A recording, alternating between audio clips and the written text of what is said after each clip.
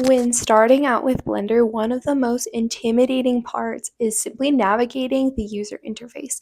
And that's because of the unlimited amount of panels, tools, and viewer settings that you can put. So we're going to walk through the primary settings that we're going to be working with throughout the workshop. And this is going to encompass a small but significant portion of how to navigate Blender. So if you can watch this before the workshop, this is going to significantly help with the rate in which you're able to navigate the UI and work with the tools. A primary part is just the viewport. So this middle panel where we're actually seeing our scene is called the viewport. And I'm going to be referring a lot to the viewport in order to help you guys navigate. On the right of that, where we're seeing I call them little switches. So the little switches, that is the default panel where you're going to see your properties. This is where we're going to be navigating to change the modifications on the mesh, as well as some of the render settings. So above the properties is the outliner. The outliner contains all of your layers. It also contains the lights and cameras. So any features being added can be found in your outliner panel. So next we're going to go to these panels on the right hand side of our viewport. And these are the items, tool, view panels. And within these panels, you can change the focal length, the clip start and end, and this is actually significant in troubleshooting. A lot of times what happens is people get lost in the interface.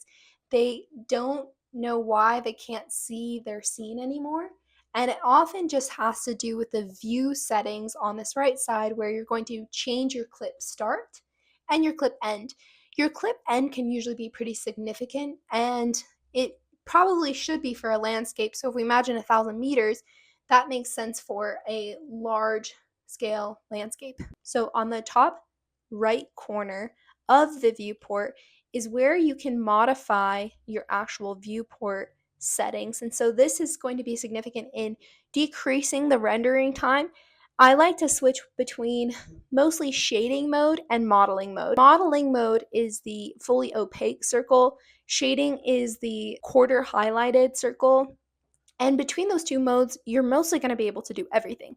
I only switch into that fully clear circle, which is our rendering mode, when I want to see exactly how my layers are composited and if the lighting is correct, along with some of the substrate settings and shadows. I'm going to be switching through the different viewport settings.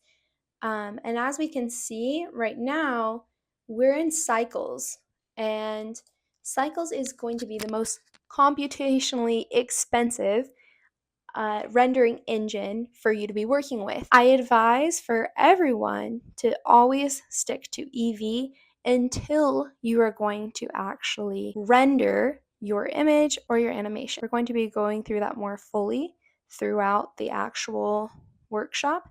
But this is to just get you started with what exactly is a rendering engine and how they differ. A key feature is toggling between object mode and edit mode.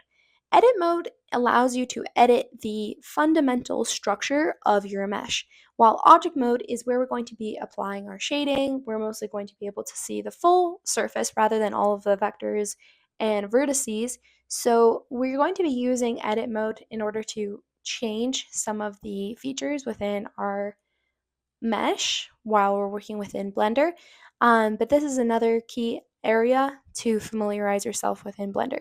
And that resolves our video. So thank you so much for watching. You're not going to be expected to have memorized any of this. We are going to be going through all of these elements throughout the workshop.